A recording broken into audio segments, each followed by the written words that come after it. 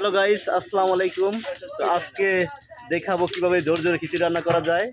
দেখতে থাকুন পুরো ভিডিওটি। আমি গরুর মাংস নিয়েছি 7 কেজি, চালের পরিমাণ নিয়েছি 12 কেজি। গরুর মাংসটি ভালো করে ধুয়ে নেবেন। এরপরে নিয়েছি আদা 1 কেজি, রসুন 1 কেজি, ভালো করে ব্লেন্ডার করে নেবেন।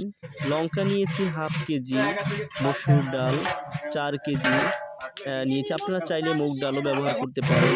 এরপরে পেঁয়াজ নিয়েছি 2.5 কেজি, ভালো করে ভেজে নেবেন, মাংসটা কষিয়ে নেবেন।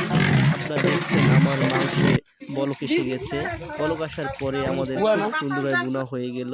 ফাইনালি আমাদের খিচুড়িটা খুব সুন্দর হয়ে গেছে, অসম্ভব সুন্দর হয়েছে আপনাদের দোয়ায়। আলহামদুলিল্লাহ।